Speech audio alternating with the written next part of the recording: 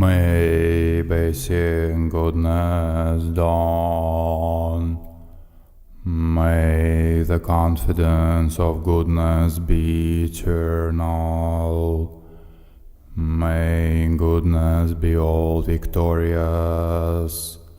May that goodness bring profound, brilliant glory.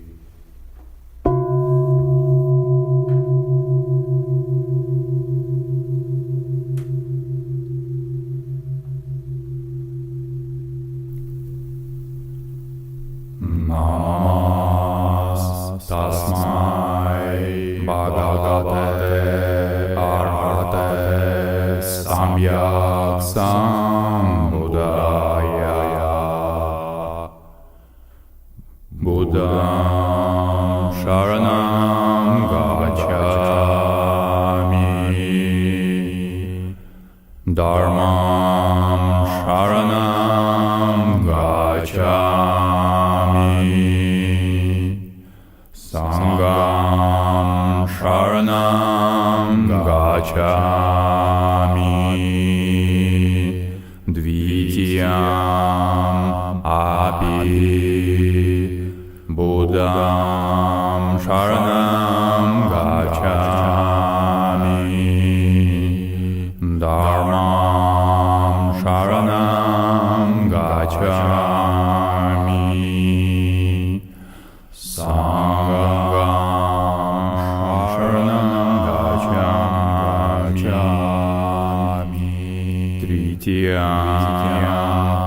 Api Buddham Sharanam Gacchami. Dharmam Sharanam Gacchami. Sangham Sharanam Gacchami.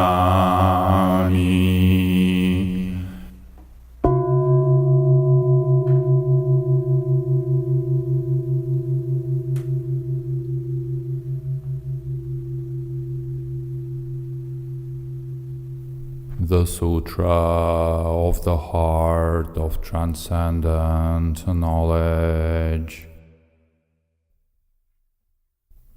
Thus have I heard once the Blessed One was dwelling in Rajagriha at Vulture Peak Mountain together with a great gathering of the Sangha of monks and a great gathering of the Sangha of Bodhisattvas. At that time the Blessed One entered the Samadhi that expresses the Dharma called profound illumination, and at the same time noble Avalokiteshvara, the Bodhisattva Mahasattva, while practicing the profound Prajna Paramita. So in this way he saw the five skandhas to be empty of nature. Then through the power of the Buddha, Venerable Shariputra said to noble Avalokiteshvara, the Bodhisattva Mahasattva, how should a son or daughter of noble family trained who wishes to practice the profound Prajna Paramita addressed in this way noble Avalokiteshvara, the Bodhisattva Mahasattva said to Venerable Shariputra, O Shariputra, a son or daughter of noble family who wishes to practice the profound Prajna Paramita should see in this way, seeing the five skandhas to be empty of nature. Form is emptiness, emptiness also is form, emptiness is no other than form, form is no other than emptiness. In the same way feeling, perception, formation and consciousness are emptiness. Thus Shariputra, all dharmas are emptiness. There are no characteristics, there is no birth and no cessation, there is no impurity and no purity, there is no decrease and no increase. Therefore Shariputra, Shariputra. In emptiness there is no form, no feeling, no perception, no formation, no consciousness, no eye, no ear, no nose, no tongue, no body, no mind, no appearance, no sound, no smell, no taste, no touch, no dharmas, no I dhatu, up to, no mind dhatu, no dhatu of dharmas, no mind consciousness dhatu, no ignorance, no end of ignorance, up to no old age and death, no end of old age and death, no suffering, no origin of suffering, no cessation of suffering, no path, no wisdom, no attainment and no non-attainment. Therefore Shariputra, since the bodhisattvas have no attainment, they abide by means of prajna paramita. Since there is no obscuration of mind, there is no fear, they transcend falsity and attain complete nirvana. All the Buddhas of the three times by means of prajna paramita fully awaken to unsurpassable true complete enlightenment. Therefore the great mantra of prajna paramita, the mantra of great insight, the unsurpassed mantra, the unequaled mantra, the mantra that calms all suffering, should be known as truth. Since there is no deception, the prajna paramita mantra is said in this way: Om Gate Gate Para Samgate Bodhisvaha. Thus Shariputra, the Bodhisattva Mahasattva, should train in the profound prajna paramita. Then the Blessed One arose from that samadhi and praised noble Avalokiteshvara, the Bodhisattva Mahasattva, saying: Good, good, O son of noble family, thus it is, O son of noble family, thus it is. One should practice the profound prajna paramita just as you have taught, and all the Tathagatas will rejoice when the Blessed One ascends. Venerable Shariputra and noble Avalokiteshvara, the Bodhisattva Mahasattva, that whole assembly and the world with its gods, humans, asuras and Gandharvas rejoiced and praised the Lords of the Blessed One.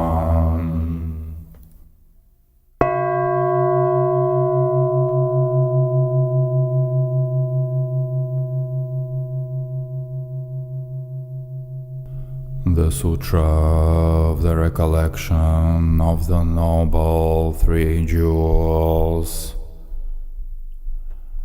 I prostrate to the omniscient one, thus the Buddha, Bhagavata, Tathagata, Arhat, Samyak Sambuddha, the wise and virtuous one, the Sukata, the knower of the world, the charioteer and tamer of beings, the unsurpassable one, the teacher of devas and humans, is the Buddha, Bhagavata, Tathagata, is in accord with all merit, which is his source. He does not waste the roots of virtue. He is completely ornamented with all patience. He is the basis of the treasures of merit. He is adorned with the excellent minor marks. He blossoms with the flowers of the major marks. His activity is fitting and appropriate. The sight of him brings no disharmony. He brings true joy to those who long with faith. His knowledge cannot be overpowered. His strength cannot be challenged. He is the teacher of all sentient beings. He is the father of bodhisattvas. He is the king of noble ones. He is the guide of those who journey to the city of nirvana. He possesses immeasurable wisdom. He possesses inconceivable confidence. His speech is completely pure. His melody is pleasing. One never has enough of seeing him. His form is incomparable. He is not stained by the realm of desire. He is not stained by the realm of form. He is not affected by the formless realm. He is completely liberated from suffering. He he is completely and utterly liberated from the skandhas. He does not possess the dhatus. His ayatanas are controlled. He has completely cut the knots. He is completely liberated from extreme torment. He is liberated from craving. He has crossed over the river. He is perfected in all the wisdoms. He abides in the wisdom of the Buddha Bhagavats who arise in the past, present, and future. He does not abide in nirvana. He abides in the ultimate perfection. He dwells on the bhumi where he sees all sentient beings. All these are the perfect virtues of the greatness of the Buddha Bhagavat. The holy Dharma is good at the beginning, good in the middle, and good at the end. Its meaning is excellent, its words are excellent, it is uncorrupted, it is completely perfect and completely pure. It completely purifies. The Bhagavad teaches the Dharma well. It brings complete vision. It is free from sickness. It is always timely.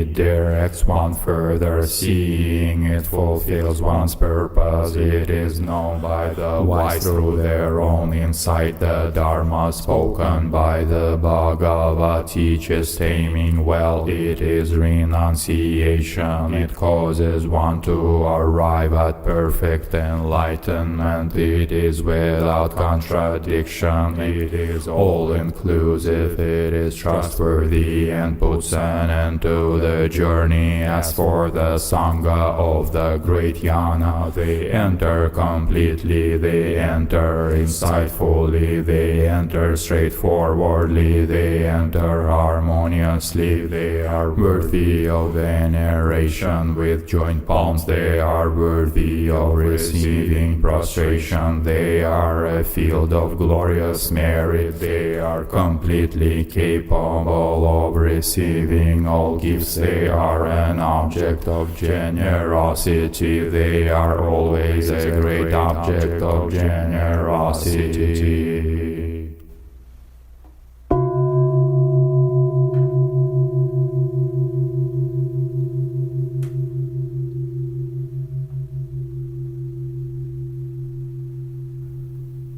The Diamond Sutra.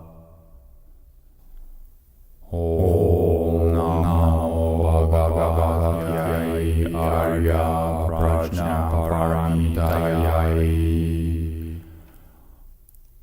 Thus have I heard that one time the Lord dwelt at Shravasti, Jetagrove, in the garden of Anathapindika, together with a large gathering of monks consisting of 1,250 monks and with many bodhisattvas, great beings. Early in the morning the Lord dressed, put on his cloak, took his bowl, and entered the great city of Shravasti to collect alms.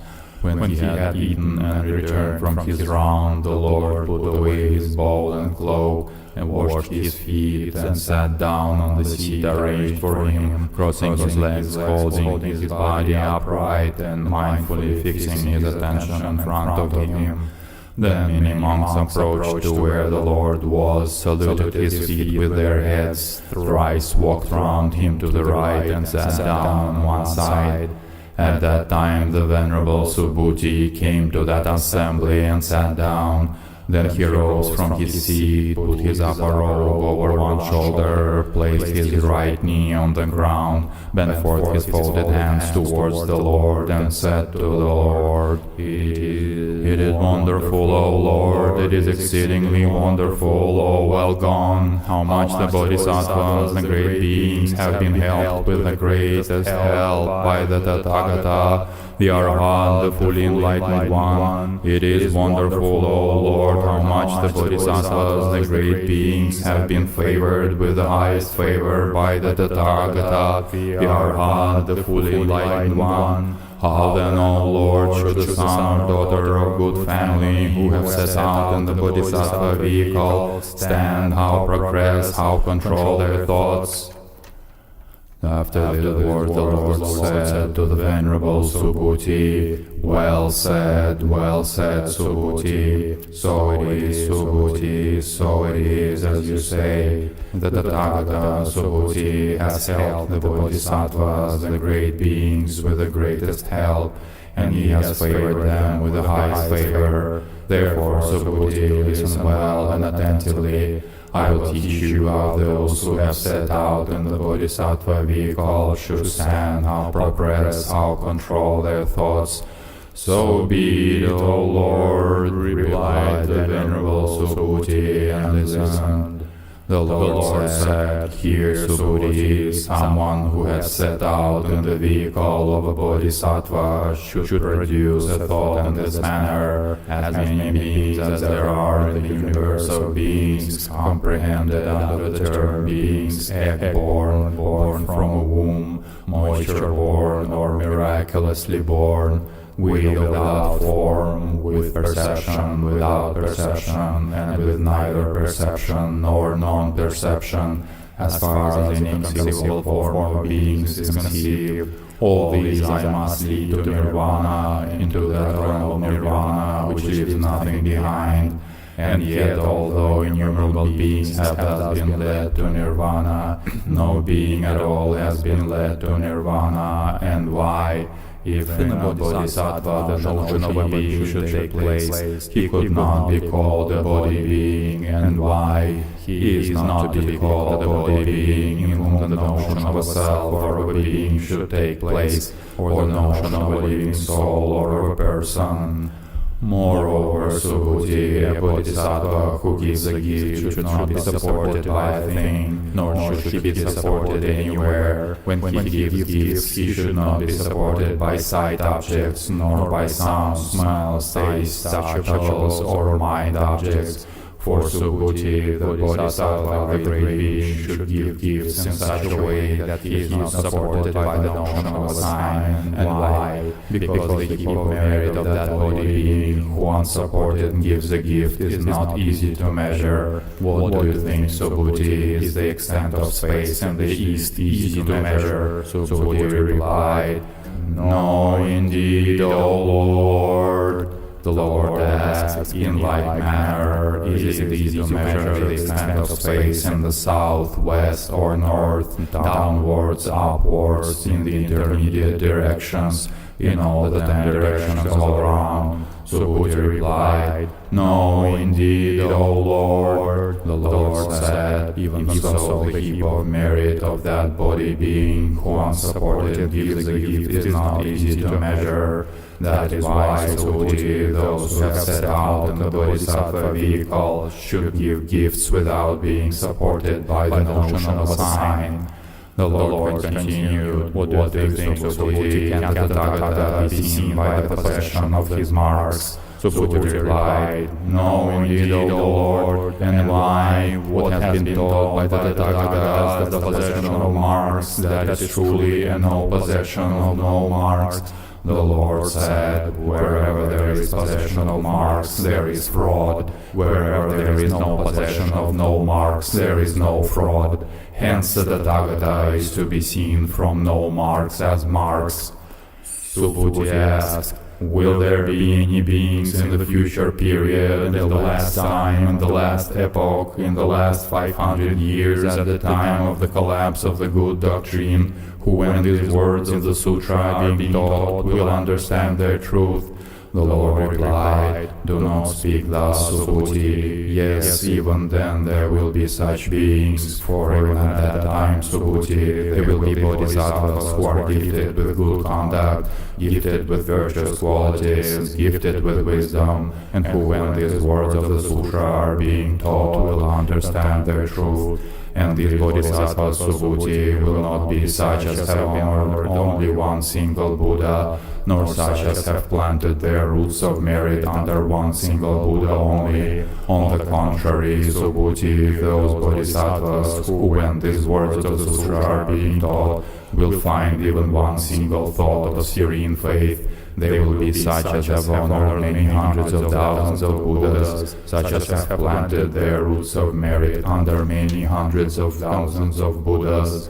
Known they are Subhuti to the Tathagata through his Buddha cognition. Seen they are Subhuti by the Tathagata with his Buddha eye. Fully known they are Subhuti to the Tathagata, and they all Subhuti will beget and acquire an immeasurable and incalculable heap of merit.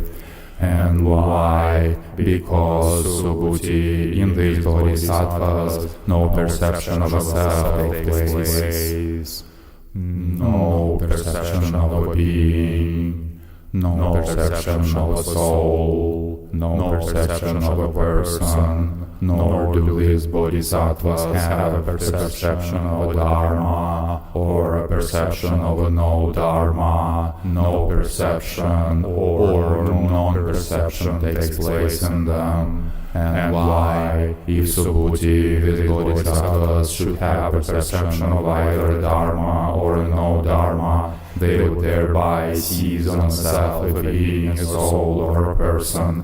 And why? Because a bodhisattva should not seize on either a dharma or a no-dharma. Therefore this saying has been taught by the Tathagata with a hidden meaning. Those who know the discourse on dharma as like into a raft should forsake dharmas, still more so no dharmas.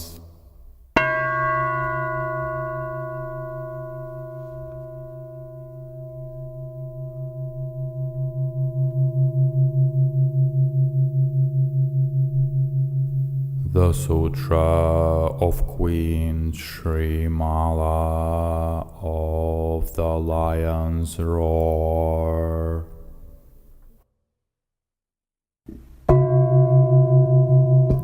The merits of the Tathagata's true Dharma. Thus have I heard one time the Buddha was residing in the Jeta garden of Anathapindika's park in the city of Shravasti in the kingdom of Kosala.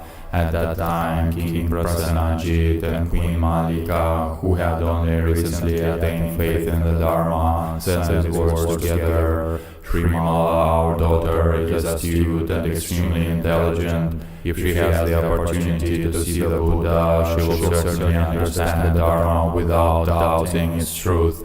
Sometime we should send a message to her to awaken her religious state of mind. The queen said, now is the right time. The king and queen then wrote a letter to Srimala praising the Tathagata's immeasurable merits and dispatched a messenger named Chandira to deliver the letter to the kingdom of Ayodhya, where Srimala was queen. Entering the palace, the messenger respectfully conferred the letter to Srimala, who rejoiced upon receiving it, raising the letter to her head as a sign of reverence. She read and understood it, arousing her religious mind of rare quality. Then she said to Chandira in verse,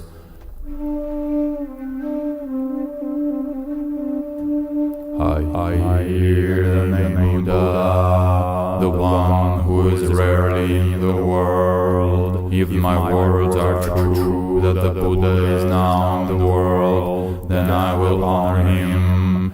Since I humbly submit that the Lord Buddha came for the sake of the world, he should be compassionate with me, allowing me to see him.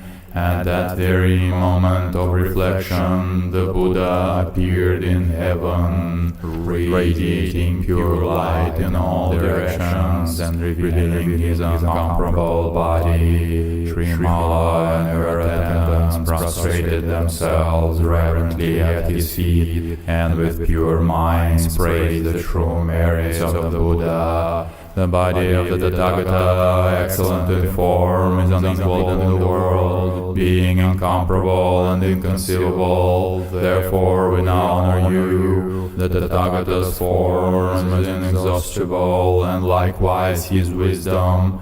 All things eternally abide in him. Therefore we take refuge in you. Having already exorcised the mind's defilements and the 4 kinds of faults of body and speech, you have already arrived at the undaunted stage. Therefore we worship you, the Dharma King, by knowing all objects to be known, and by the self-mastery of your body of wisdom, you encompass all things. Therefore we now honor you. We honor you, the one who transcends all measures of space and time. We honor you, the one who is incomparable. We honor you, the one who has the limitless Dharma. We honor you, the one beyond conceptualization.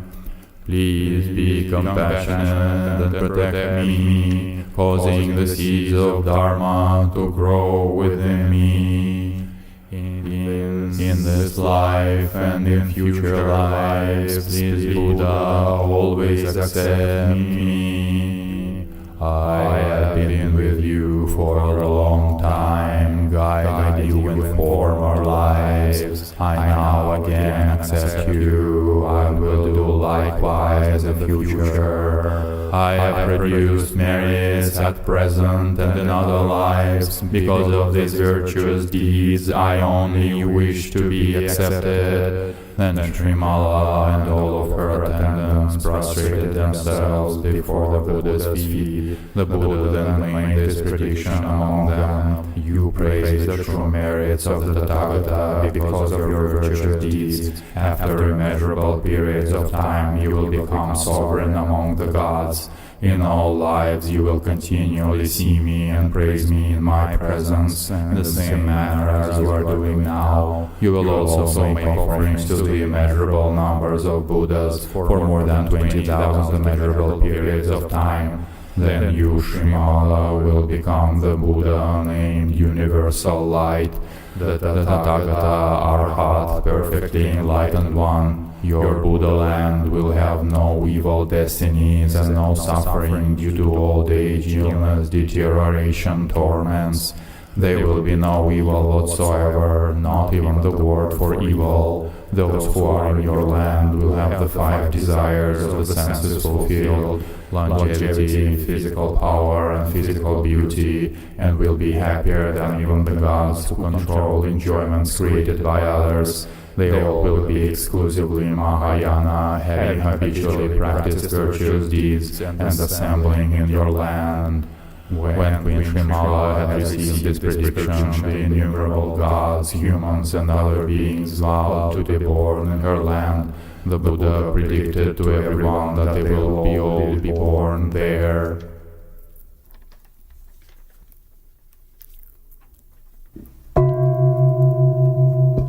The 10 ordination vows. At that time, Shambhala, having received the Buddha's prediction, respectfully arose to take the 10 major ordination vows. O Lord, from now until I am enlightened, I will not transgress the discipline that I have received. I will have no disrespect toward the venerable elders. I will not hate living beings. I will not be jealous of others with regard to either their physical appearance or their possessions. I will not be stingy, although I have little sustenance. O Lord, from now until I am enlightened, I will not accumulate property for my own benefit. Whatever I receive will be used to assist living beings who are poor and suffering. I will practice the 4 all-embracing acts: giving, kind speech, benefiting others, and cooperation toward leading all beings to virtuous deeds, for all living beings and not for myself. I accept all living beings without lust, without satiation, and without prejudice. When I see living beings who are lonely, imprisoned, ill, and afflicted by various misfortunes and hardships, I will never forsake them, even for a moment, for I must bring them peace. Through my good deeds I will bring them benefits and liberate them from their pain. Only then will I leave them. When I see those who hunt or domesticate animals, slaughter or commit other such offenses against the precepts, I will never forsake them. When I obtain this power to teach all beings, I will restrain those who should be restrained, and assist those who should be assisted, wherever I see such living beings. Why? Because by restraining and assisting them, one causes the eternal continuation of the Dharma. If the Dharma continues eternally, gods and humans shall flourish, and the evil destinies shall diminish in number. Then the wheel of the Dharma that is turned by the Tathagata will again be turned. Because I see these benefits, I will save and never quit teaching living beings. O Lord, from now until I am enlightened, I accept the true Dharma, never forgetting it. Why? Because those who forget the Dharma forget the Mahayana. Those who forget the Mahayana forget the perfections. Those who forget the perfections do not aspire toward the Mahayana. If the Bodhisattvas are not committed to the Mahayana, they cannot have aspiration to accept the true Dharma. Acting according to their pleasure, they will not be able to transcend the level of common people, because I have seen in this way the immeasurably great errors of humans, and have seen the immeasurable merits of the Bodhisattvas, those great beings who will accept the true Dharma. I will accept these great ordination vows. O Lord of the Dharma manifested before me, you are my witness. Even though the Lord Buddha presently witnessed my testimony, living beings' virtuous deeds are superficial. Some of them are skeptical and extremely difficult to save. Through these 10 ordination vows, they engage in immoral activities for long periods of time and are unhappy. In order to bring peace to them, I now declare in your presence that my vows are sincere. If I receive these 10 major ordination vows and practice them as I have stated them, by the power of these true words, heavenly flowers will rain down, and divine music will ring out upon this assembly. Just as Shambhala said these words, a shower of heavenly flowers poured from the sky and divine music rang out. It is so, it is so. What you have said is true, not false. Having seen these wondrous flowers and having heard this music, the entire assembly no longer was skeptical, rejoicing immeasurably and exclaiming, "We wish to stay with Queen Shambhala, and together we would like to join in practice with her." The Buddha predicted to all that their wish to stay with Queen Shambhala would be fulfilled.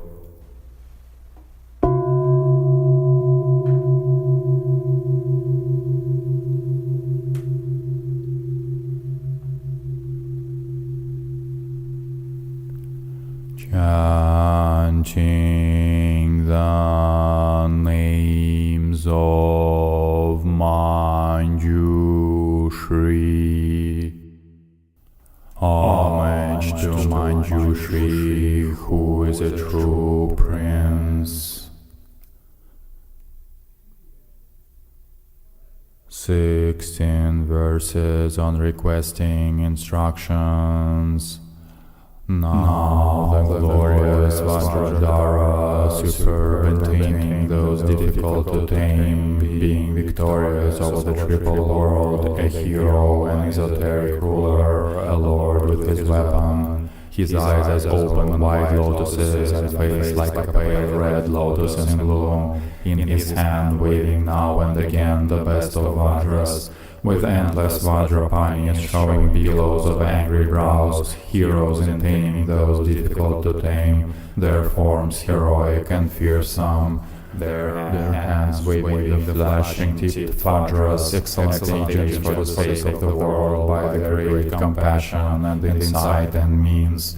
by disposition happy and joyful, delighted by the forms of wrath and hostility, protectors in doing the duty of Buddhas. Altogether they stood bent down in homage, bowing to the protector of the completely awakened, the Blessed One. The Tathagata Vajradhara stood in front, his hands folded in homage, and spoke these words: "For my sake, my benefit, O Overlord, through compassion towards me, may I be an obtainer of the realization process of illusion's net.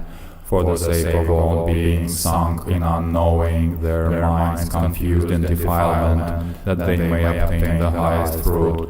May the completely awakened, the Blessed One, the Teacher, the Guide of the world, knowing the reality of the Great Vow, highest knowing the faculties and dispositions, may He reveal the litany of names of Manjushri, the Gnostic entity, who is self-produced embodied Gnosis, the Blessed One's Gnostic body, vocal Lord of the Great Coronal Dome. This excellent litany of names with depth of meaning and lofty meaning, with great meaning, unequaled and blessed, wholesome and beginning, middle and end, that which was spoken by previous Buddhas will be spoken by the future ones, and that which the completely awakened in the present recite again and again. That litany of names extolled in the Maya Jala Mahatantra by unlimited delighted Mahavajradharas, bearers of mantras, until deliverance I will preserve it with steadfast intention, since I am, or protector, the esoteric bearer for all the completely awakened, for the destruction of their every defilement and elimination of all their unknowing. I will reveal this litany to beings, each according to his own disposition, having beseeched the Tathagata thus for instruction. Vajrapani, the esoteric leader, his body bent, his hands folded in homage, stood in the floor of the assembly. The 6 verses in reply. Then Shakyamuni, the Blessed One, the completely awakened, the best of men, having thrust from his mouth his beautiful, long, white tongue, he displayed a smile, cleansing the 3 evil states of existence throughout the world, illuminating the triple world, and chastening the enemies, the 4 Maras, flooding the triple world with his divine sweet praise. He replied to Vajrapani, the esoteric leader of great power: "Well done, O glorious Vajradhara! It is proper of you, Vajrapani, that prompted by great compassion for the world's benefit, you are eager to hear from me the litany of names of the Gnostic body of Manjushri, having great meaning, purifying and clarifying transgression. That is well done, and I will teach it to you, O esoteric ruler. Listen with your mind one-pointed, or Blessed One. That is well done."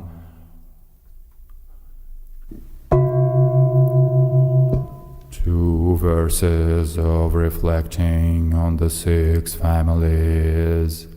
Then Shakyamuni, the Blessed One, reflected on the 3 families, the entire mantra family, the mantra Vidyadhara family, the worldly and super-worldly family, the grand world illuminating family, the foremost family, the Mahamudra, and the great family, the exalted coronal dome.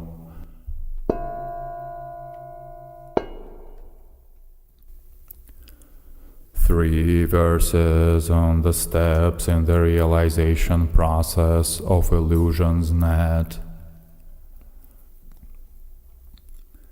Shakyamuni pronounced this mystic verse, having 6 mantra rajas and possessing unarisen characteristics, being non-dual and arising and joined with the vocal Lord. Ah, ah, ee, ooh, eh, I, oh,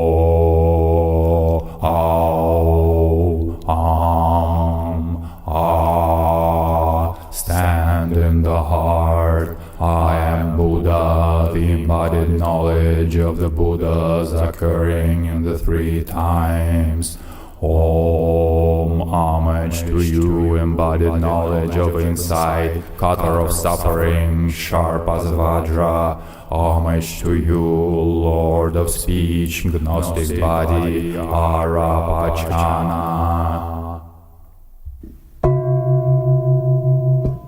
14 verses on the Vajradhatu Mahamandala.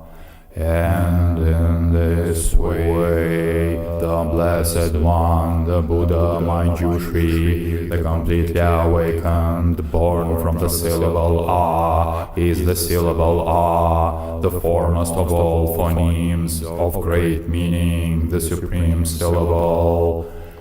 Aspirated, unoriginated, without uttering a sound, he is the foremost cause of all expression, shining forth within all speech. His great desire is an exalted festival, securing the happiness of all beings. His great anger is an exalted festival, being the enemy of all defilements. His great delusion is an exalted festival, subduing the delusion in those with dull wit. His great wrath is an exalted festival, the great enemy of great wrath. His great avarice is an exalted festival, subduing all avarice. His great desire is the great delight, grand happiness and great pleasure, of great form and great body, with great color and grand physique, with exalted name. He is very noble, having a grand expansive mandala, bearing the great sword of insight, with the great anchors for defilements. He is foremost, greatly famous, very renowned, with great light and exalted splendor, bearing the grand illusion. He is wise, accomplishing the objects of being in the grand illusion, delighted with the pleasure of the grand illusion. He is a conjurer of grand illusions, highest in being, a lord of great giving, foremost in exalted morality, firm through embracing great forbearance.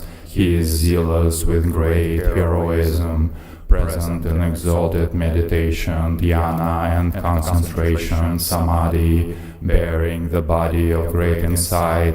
He is great strength, great means. He is aspiration and the Gnostic ocean, unlimited in loving kindness, greatly compassionate and most intelligent, with great insight and grand intellect. He is great in means with profound performance, arrived at great strength and psychic power, very intense and very fast, employing great psychic power and bearing the name Great Lord. His zeal is in great strength, splitter of the vast mountain of existence, being Mahavajradhara. He is indestructible, being very fierce and very terrible. He creates fear and the very ferocious, being highest with Mahavidyas. He is the protector, being highest with Mahamantras. He is the guide, having mounted to the practice of the great vehicle. He is the highest in the practice of the great vehicle. By this merit may all attain omniscience, may defeat the enemy wrongdoing, from the stormy waves of birth, old age, sickness and death, from the ocean of samsara, may I free all beings. By the confidence of the golden sun of the great east, may the lotus garden of the Rigdon's wisdom bloom, may the dark ignorance of sentient beings be dispelled, may all beings enjoy profound, brilliant glory.